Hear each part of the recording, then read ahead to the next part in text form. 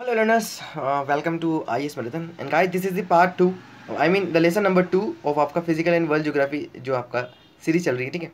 सो मैंने इसके बारे में काफ़ी कुछ बता दिया फर्स्ट लेसन में ही, तो फर्स्ट लेसन प्लीज़ जाकर के देखें, उसके बाद आपको पता चल जाएगा हम यहाँ पे क्या कर रहे हैं, ओके। और if you have any doubt please ask us in the comment sections in the Telegram channel. अगर आप टेलीग्राम चैनल नहीं ज्वाइन किया तो प्लीज़ कर लो, वहाँ पर मैं सब PDF फ्रीली अवेलेबल कराता हूँ, बुक्स भी अवेलेबल कराता हूँ, ठीक है। तो देखना वहाँ पे, ठीक है। तो इस लेसन में हम स्पेसिफिकली डिस्कस करेंगे अबाउट दी सीज्मिक वेव्स, ठीक है गाइस। मैं इसमें लॉन्ग और शॉर्ट लेसन दोनों डालूंगा, ठीक है, ताकि अगर आपको स्पेसिफिकली भी कोई टॉपिक पढ़ना हो तो आप उसको डायरेक्टली पढ़ सको, ठीक है।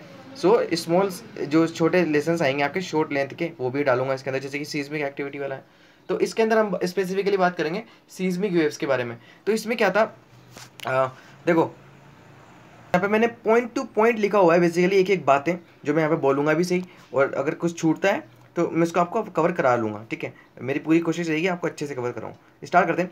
तो सबसे पहली बात, सीज्मिक एक्टिविटीज़ मैंने आपको लास्ट लेसन में बताया जाता है, ऐसी ऐसी एक्टिविटीज़ होती हैं, सीज्मिक वेव्स होती हैं जो कि अर्थ के इंटीरियर से निकलती हैं, राइट। इसका बाहर से कोई रिलेशन नहीं होता है, ये एंडोजेनिक फोर्स, ओके। सो अब यहाँ पर हमको देखना है कि जो होता क्या है, ये अर्थक्वेक होता क्या है, ठीक है। अर्थक्वेक बेसिकली क्या है कि जो रिलीज ऑफ एनर्जी है, अर्थ के अंदर बहुत सारी एनर्जी है, वो बाहर आना चाह रही है, तो वो क्या करती हैं, एक फोल्ट के थ्रू बाहर आती हैं जो अर्थक्वेक वेव्स बनाती हैं, ठीक है। अर्थ के अंदर से एनर्जी निकल रही है थ्रू अ फोल्ट, और वो बाहर आकर के अर्थक्वेक वेव बनाती हैं, मतलब अर्थक्वेक वेव्स वो होती हैं जो एनर्जी को बाहर निकालती हैं। सेकंड, जो आपका फोल्ट है, फोल्ट क्या होता है, एक शार्प ब्रेक है basically in the crystal rock layer. Rock की जो लेयर है उसके अंदर एक क्रिस्टल मतलब जो रॉक लेयर है उसके अंदर एक ब्रेक पड़ जाता है, ठीक है, बहुत ही शार्प होता है वो, उसको हम फोल्ट बोलते हैं। अब ये जो रॉक्स हैं along a fault tend to move in opposite direction. देखो ये रॉक्स जो हैं वो क्या करेंगे, अपोजिट डायरेक्शन में मूव करेंगे, ठीक है, तभी तो फोल्ट आएगा यहाँ पर, ठीक है, तभी तो फोल्ट आएगा ना, यस। तो अब इसमें क्या होगा कि यहाँ पर एक दिक्कत क्या आ जाती है, वो होती है फ्रिक्शन की, गाइस। फ्रिक्शन जो है वो जो इनके ऊपर का जो रोक होता है, ठीक है, उसके थ्रू यहाँ पे फ्रिक्शन होता है, तो अब ये इनको अपार्ट जाने नहीं देता है, ठीक है।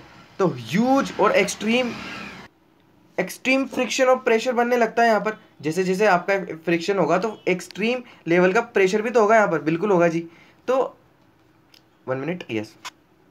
यहाँ पर अब क्या होगा कि टाइम के साथ प्रेशर जो है वो इंक्रीज होता चल जाएगा, बिल्कुल हो जाएगा। अब इससे क्या इम्पैक्ट होगा, इससे ये इम्पैक्ट होगा sir, under the intense pressure जो रॉक के लेयर है एक सर्टेन पॉइंट पे जाकर के फ्रिक्शन को ओवरकम करके, और जो ओवरलाइंग लेयर्स जो थी इन पत्थर के बीच में, मैंने आपको बताया था यहाँ पर, उसको क्या करेगी, उसको ओवरकम कर देगी, क्योंकि फ्रिक्शन का पावर अब कम कम हो जाएगा ड्यू टू द प्रेशर, ठीक है। सो अब it undergoes an abrupt movement, और वो जो है वो चीज़ आपकी जनरेट करती है शॉक वेव्स, जिसको हम अर्थ क्वेक के फॉर्म में हम फील करते हैं अर्थ के ऊपर, ठीक है, ये शॉक वेव्स होती हैं।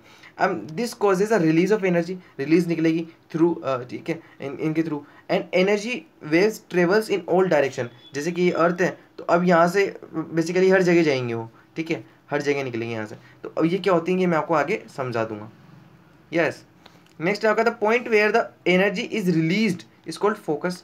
जहाँ पर अभी फिगर के थ्रू समझेंगे, जहाँ पर ये है बेसिकली एनर्जी जहाँ से निकल रही है उस पॉइंट ऑफ फोकस को हम बोलते हैं पॉइंट ऑफ उस पॉइंट को हम बोलते हैं फोकस, ठीक है। और अल्टरनेटिवली इसको हम क्या बोलते हैं, हाइपोसेंटर भी बोलते हैं, और जो इसके ऊपर आता है उसको हम बोलते हैं, अभी बताता हूँ मैं आपको आगे क्या बोलते हैं, ठीक है। देखो ये रहा, ये है आपका फोकस, देखो यहाँ से आपका एनर्जी निकली, this is the point where the energy is released, ठीक है, यहाँ से निकली है। तो अब यहाँ पर फोल्ड पड़ा, अब जस्ट इसके पैरेलल में अगर हम देखें तो हम इसको बोलते हैं एपिसेंटर, ठीक है, इसको बोलते हैं एपिसेंटर, वो पॉइंट जो सरफेस पे आपको एनर्जी रिलीज कराने को देगा, यानी कि फोकस के जस्ट जो पैरेलली अगर आपको एक पॉइंट देखने को मिलेगा एपिसेंटर, जहाँ पे आपको सबसे पहले अर्थक्वेक फील होगा, ठीक है। या इसका मतलब देखो, energy waves traveling in a different direction reach the surface and the point on the surface nearest to the focus is the epicenter, ठीक है। इसके पैरेलल में जो पॉइंट इसके नियरेस्ट है वो आपका एपिसेंटर होगा। It is the first one two experience the waves, first जो है यहाँ पर सरफेस में ये फील होगा, तो it is point directly above the focus, focus के डायरेक्टली ऊपर रहता है ये, ठीक है, ये बता दिया मैंने आपको। नेक्स्ट आपका अर्थक्वेक वेव्स। अर्थक्वेक वेव्स ये वाला कॉन्सेप्ट बहुत ही इंपॉर्टेंट है गाइस, और अकॉर्डिंग टू दी जो अभी पैटर्न आया प्रीलिम्स का, बहुत ही ज़्यादा इंपॉर्टेंट है आपका जो क्या बेसिक्स को पढ़ना। बेसिक्स अगर आप काफ़ी अच्छे से पढ़ लोगे तो यू विल डायरेक्टली और ईजिली ठीक है, सोल्व कर पाओगे क्वेश्चंस। ठीक है, तो देखो यहाँ पर अर्थ, जितने अर्थक्वेक वेव्स हम इसके बारे में यहाँ पे पढ़ रहे हैं, तो all natural earthquakes takes place in the lithosphere. ठीक है, ऐसा तो है नहीं कि कहीं और जाकर के अर्थक्वेक आ रहे हैं, हवा में आ रहे हैं, ऐसा हो नहीं सकता। ठीक है, तो लिथोस्फीयर में आएंगे जितने भी अर्थक्वेक्स आएंगे, जी बिल्कुल आएंगे। तो ये लगभग 200 kilometre from the surface of the अर्थ तक आ सकते हैं। ठीक है, यानी कि डेप्थ में इतने में आ सकते हैं ये। ठीक है, अब अर्थक्वेक क्यों आते हैं, बहुत सारे रीजन है। एक तो रीज़न होता है आपका जो मैग्मा वहाँ पर जो कंटिन्यूसली ठीक है मूव करता है, एक तो वो होता है, वही बताऊंगा मैं आपको आगे क्या होता है। ठीक है, तो एक इंस्ट्रूमेंट होता है गाइस जिससे हम इसको मेजर करते हैं, उसको हम बोलते हैं सीज्मोग्राफ। ठीक है, हम इसको क्या बोलते हैं, सीज्मोग्राफ, जो कि वेव्स अर्थ के सरफेस तक आती है उसको मेजर करता है, उसको रिकॉर्ड करता है। ठीक है, अब earthquakes waves are basically of two types. ठीक है, एक बॉडी वेव्स होती हैं, एक सरफेस वेव्स होती हैं। मुझे पता है आपने इसको पढ़ा है, लेकिन फिर भी आई इंसिस्ट, प्लीज़ दोबारा देखो इसको, बहुत ही अच्छी क्लियरिटी आ जाएगी आपको इसको समझने के बाद। ओके, सो अर्थक्वेक वेव्स जो हैं वो दो तरह की होती हैं, body waves and surface waves. And हाँ, एक और चीज़, अगर आपको बहुत स्लो लगता है, अगर मैं स्लो बोल रहा हूँ तो आप 1.25 पे करके देख लेना, और अगर मैं फास्ट बोल रहा हूँ तो let me know in the comment section में मुझे बता देना, जिस तरीके से आपको सही लगे, क्योंकि अभी स्टार्ट किया हमने, अभी हमको बहुत आगे जाना है ज्योग्राफी को लेकर के। ठीक है, नेक्स्ट है आपका बॉडी वेव्स। बॉडी यानी कि हमको पहले ही समझ लेते हैं बॉडी वेव्स क्या होती हैं। Body waves are generated due to release of energy. ठीक है, जो फोकस पे हम एनर्जी रिलीज होती है उसके थ्रू, उसके कारण जो है बॉडी वेव्स आपकी जनरेट होती हैं, and move in all directions travelling through the body of the अर्थ। ठीक है, अब अर्थ की बॉडी के मतलब थ्रू ट्रेवल करती हैं, इसलिए इसको हमने नाम दिया बॉडी वेव्स। हमने मतलब जो साइंटिस्ट हैं, जोग्राफर्स हैं, उन्होंने, जियोमॉर्फोलॉजिस्ट। नेक्स्ट है आपका the body waves interact with the surface rocks and generate new set of waves called surface wave. जैसे देखो, जैसे कि बॉडी वेव्स है, यहाँ पे चल रही है, लेकिन अगर ये जब सरफेस पे आ जाएंगी, ठीक है, अब सरफेस पे चलने वाली वेव्स क्या होंगी, सरफेस वेव्स। ठीक है, तो इस तरीके से इसका नाम पड़ा surface waves, and this waves moves along the surface. Earth का ये है, अब जितनी भी वेव्स अर्थ के सरफेस पर चलेगी, ये सबसे ज़्यादा डिस्ट्रक्टिव होती हैं, और वो क्यों है वो मैं भी आपको आगे बता दूंगा। ठीक है, तो ये होती हैं आपकी सरफेस वेव्स, क्योंकि ये सरफेस पर ही ट्रेवल करेगी, अर्थ का अंदर नहीं आएगी। And the velocity of the waves changes as they travel through material with differently elasticity.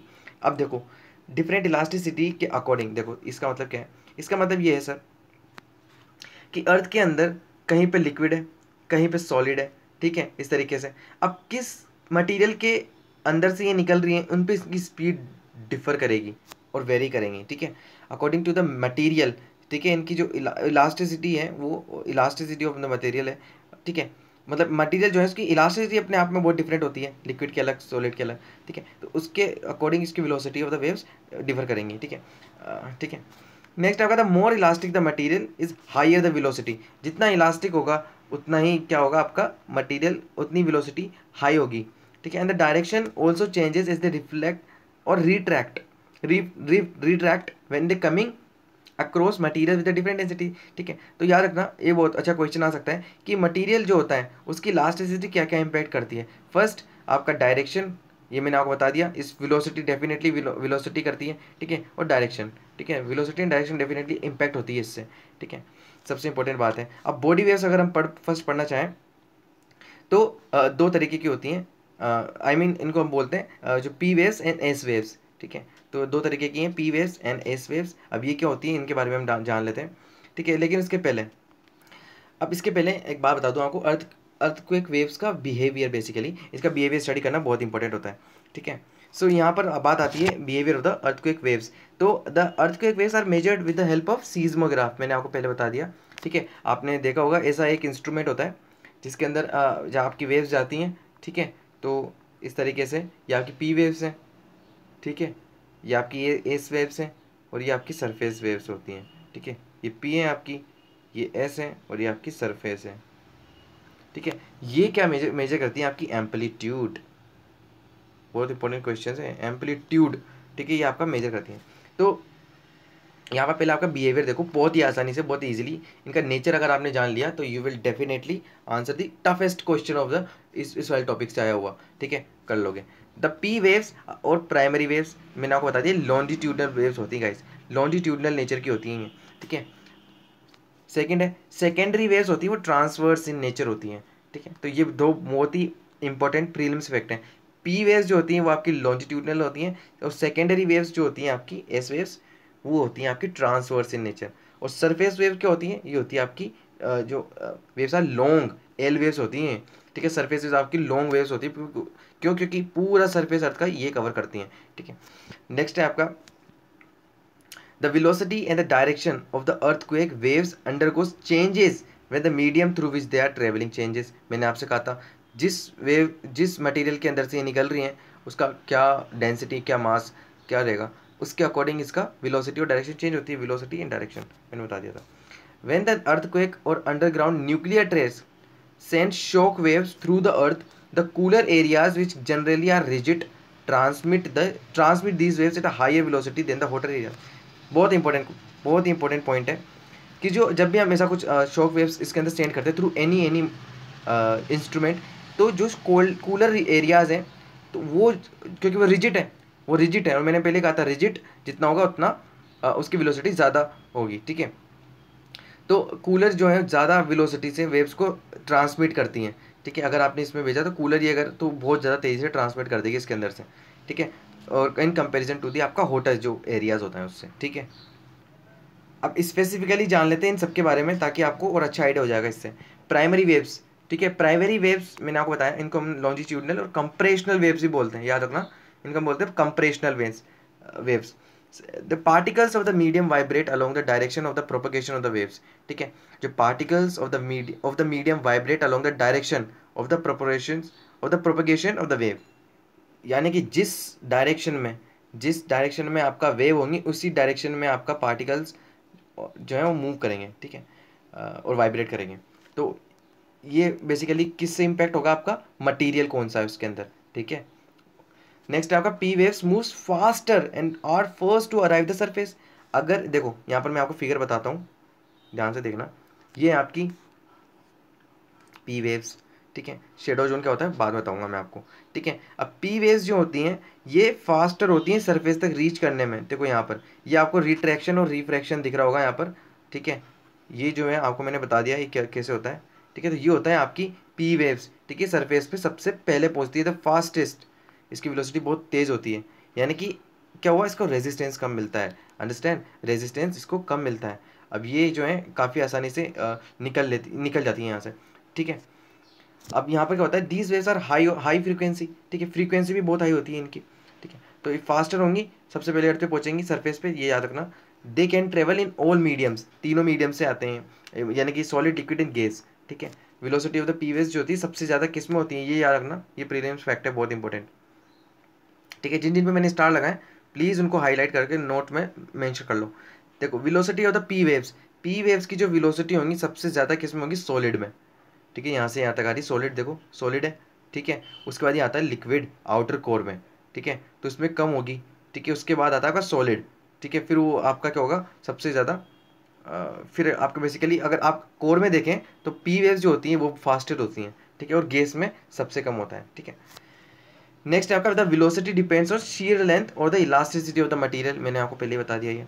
Next is the shadow zone of the P waves is an area that correspond to an angle between 103 degree to 142 degree. Question पूछ रही है UPSC इस तरीके के, तो आपको इस पर ध्यान रखना है डेफिनेटली, बिकॉज अभी पूछा था ओशियन मीन टेम्परेचर पे, बहुत ही ज़्यादा फैक्चुअल था वो, ठीक है, और ये बहुत टफ भी था क्वेश्चन, ठीक है। One of the toughest question था इस बार का। तो यहाँ पर देखो जो आपका पी वेव्स है, मैंने आपको बताया कि जो पी वेव्स होंगी उसका शेडो जोन होगा 103 डिग्री से लेकर के 142 डिग्री, यानी कि ये ऐसी जगह होती है जहाँ से पी वेव्स होती है वो निकलती नहीं है, ठीक है, ठीक है। वहाँ से ये जो पी वेव्स होती है वो नहीं निकल पाती है, ठीक है। This gives clues about the solid inner core. अब इनर कोर, अब ये जो होता है शेडो जोन आपका, ये क्या बेसिकली डिसीवर करता है, ये करता है आपका कि आपका जो इनर कोर है वो सॉलिड है, ठीक है।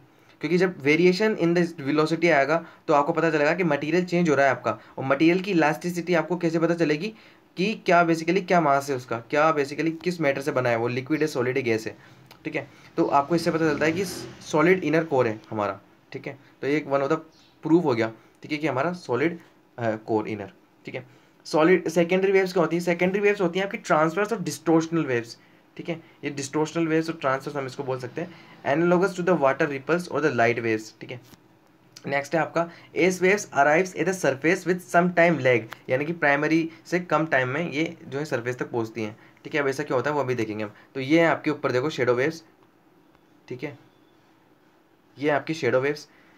अब इसमें क्या होगा, no direct S waves received here, इतना बड़ा 103 डिग्री से लेकर के 103 डिग्री, ठीक है, वैसे इस तक आपका जो है ये पूरा शेडो जोन है इसका।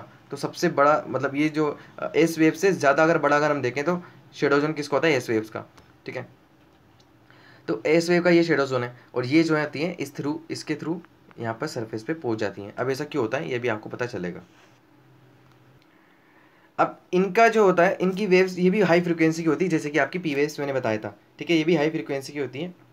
अब ट्रेवल्स एट वेराइंग वेलोसिटीज़, ठीक है, वही मैंने आपको कहा था कि जो है solid part of the earth crust और जो मेंटल होता है ये उसमें जो होती है वेलोसिटी वेरी करती हैं। ठीक है, तो ये मैंने आपको पहले पॉइंट बता दिया। अब the shadow zone of the S waves extend almost half way around the globe from the earth crust. ठीक है, तो आधे में ही जो होती हैं आपकी एस वेव्स ट्रेवल कर पाती हैं। अब द शेडो जोन आपका 103 से लेकर के 180 degree, I mean in in between रहता है ये। ठीक है, 10 डिग्री के बीच में और 180 डिग्री का पूरा कोण बनाती है ये। ठीक है, सो ये and this observation led to the discovery of a liquid outer core, क्योंकि लिक्विड में से ये ट्रेवल नहीं करती, याद रखना है, लिक्विड में से S waves can not travel through liquid. ठीक है, ये प्रूफ है आपका। And they can not pass through liquid outer core. ठीक है, आपको पता है कि आउटर कोर क्या होती है आपकी, लिक्विड है, और इनर कोर आपकी सॉलिड है। अगर आपके आउटर कोर नहीं होती तो ये बेसिकली ट्रेवल कर पाती, लेकिन ऐसा नहीं है, हमारी जो आउटर कोर है वो लिक्विड है, तो लिक्विड में से ये ट्रेवल नहीं कर पाती और वहाँ पे गायब हो जाती हैं। ठीक है, और यहाँ पर जो जहाँ जहाँ सॉलिड है तो ये वहाँ से होकर के सरफेस पे पहुँच जाती हैं। ठीक है, नेक्स्ट है आपका सरफेस वेव्स, ये ध्यान समझना। सरफेस वेव्स आपका लॉन्ग पीरियड वेव्स हैं। ठीक है, लॉन्ग पीरियड वेव्स हैं आपकी। तो इसमें होती है they are proportion to the they are proportion of low frequency, long wavelength and transverse vibration. देखो, पी वेव्स और सेकेंडरी वेव्स मैंने आपको बताई थी वो हाई फ्रीक्वेंसी की होती हैं, तो एस वेव्स कैसे होंगी आपकी, लो फ्रीक्वेंसी की। इनकी वेवलेंथ बहुत ज़्यादा होती है क्योंकि पूरे सरफेस पे ही जो है ये ट्रेवल करती हैं। एंड ट्रांसवर्स तो होती हैं जैसे क्योंकि जा रही है ना, इनके अंदर से जा रही है ना, इसलिए। So generally affect the surface of the earth only and die out of the smaller depth. ठीक है, जनरली जो है सरफेस को करता है, अगर डीप में गई है तो डाई हो जाएगी, खत्म हो जाएंगे। ठीक है, इम्पैक्ट नहीं होगा। Developed in the immediate neighbourhood of the epicentre, epicentre के जस्ट इमीडिएट में ही डेवलप होती हैं। यानी कि मैंने आपको बताया था एपिसेंटर अगर यहाँ पे बना है, फोकस है, ये एपिसेंटर है, तो इसके पास ही में ही जो आपकी सरफेस है वो आपकी जनरेट होंगी, फिर यहाँ से ट्रेवल करना स्टार्ट करेंगी सरफेस में, डीप में जाएंगी, खत्म हो जाएंगी। They cause displacement of the rocks hence collapses the structures. देखो, जितना भी ऊपर मटेरियल, बिल्डिंग्स, नेचुरल हैबिटाट है, सब खत्म कर देंगे अगर सरफेस वेव्स अपने पर आई तो। ठीक है, and these waves are responsible for most destructive force of the earthquake, सबसे खतरनाक होती हैं। And recorded last in the seismograph, सबसे लास्ट में रिकॉर्ड होती हैं। ठीक है, यहाँ पर देखो, ये मैंने आपको बताया ये आपका एपी सेंटर है, एपी सेंटर ये आपका फोकस था ना, फोकस से एपी सेंटर ऊपर गए, तो ये जो आपकी वेव्स बनेंगी ये हैं आपकी सरफेस वेव्स। ठीक है, सो इसमें क्या होता है, ये आपका पी वेव्स का, ये पी वेव्स का शेडो जोन और ये आपका एस वेव्स का शेडो जोन है। ठीक है, ये याद रखना। और याद रखना इस वाले फिगर में मैंने पी और एस बता रखी है, हम इसको एल वेव्स बोलते हैं। ठीक है, याद रखना सरफेस वेव्स को हम क्या बोलते हैं, एल वेव्स, और ये क्या होती है मैंने आपको बता दिया ये। So however there exist some specific areas where the waves are not reported, और उसको हम शेडो जोन बोलते हैं। इसमें भी ऐसा होता है जहाँ हम शेडो जोन फाइंड कर पाते हैं। ठीक है, तो तीनों में होता है ये। अ जोन बिटवीन 105 डिग्री से 145 डिग्री सेल्सियस तक। ठीक है, 105 से 145 डिग्री सेल्सियस तक एपी सेंटर से अगर हम मेजर करें तो ये होता है आपका शेडो जोन। ठीक है, क्या आपका जो बोथ टाइप्स ऑफ वेव्स है P and S, the entire zone beyond 105 degree does not receive S waves. मैंने आपको यही बता दिया। देखो, ये रहा वो, मैंने आपको सब समझा दिया अच्छे से। इस फिगर को आप अच्छे से देख लेना एक बार और, फिर भी बता देता हूँ मैं। ये आपकी पी वेव्स और एस वेव्स हैं। पी वेव्स जो हैं आपकी प्राइमरी हर चीज़ के थ्रू, हर चीज़ से वो पास होती हैं। ठीक है, तो ये देखो आप पी वेव्स, ठीक है, यहाँ पर से भी जा रही हैं। ठीक है, और ये आपके एस वेव्स जो जा रही हैं सिर्फ आपका सॉलिड मीडियम के थ्रू। ठीक है, सो अब यहाँ पर देखो 103 डिग्री से मैंने आपको बताया था जो है 105 डिग्री तक। ठीक है, यहाँ से 140 डिग्री, ये देखो एस वेव्स आपका जो है वो पूरा जो है ये कवर कर रही है, ये इसका पूरा शेडो जोन है। किसका, एस वेव्स का, और प्राइमरी का ये है, ठीक है। तो ये मैंने आपको बता दिया।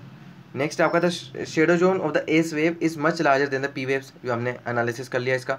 The shadow zone of the P waves appears as a band around the earth between 105 से 145 डिग्री से, ये मैंने बता दिया था। The shadow zone of the S wave is not only larger in extent but it also a little over 40% of the earth surface, ठीक है। So ये सब बातें हैं जो हमको हेल्प करती हैं क्या जानने में, अर्थ का इंटीरियर। अब यहाँ पर है देखो, ये थोड़ा सा मैंने जो है बहुत ही टिपिकल सा फिगर है ये, कि एस वेव्स जो है 5 मिनट के बाद आती हैं, और पी वेव्स ये जो है आप मतलब ये 5 मिनट के बाद किस तरीके से लगेगी, ओरिजिनेट होने के बाद, ठीक है। तो सरफेस वेव्स तो एस वेव्स तो ये रहेंगी आपकी सेकेंडरी, और पी वेव्स हैं आपकी ये इसके थ्रू ट्रेवल करेंगी, ठीक है। यस डेफिनेटली इसमें भी जाएंगी हैं, इसमें भी जाएंगी हैं, इसमें भी जाएंगी हैं, ठीक है। तो इस तरीके से ये वाला फिगर है। और जितना भी मैंने आपको ये यहाँ पर ये समझाया ना, ये सब का प्रूफ है आपका ये वाला फिगर।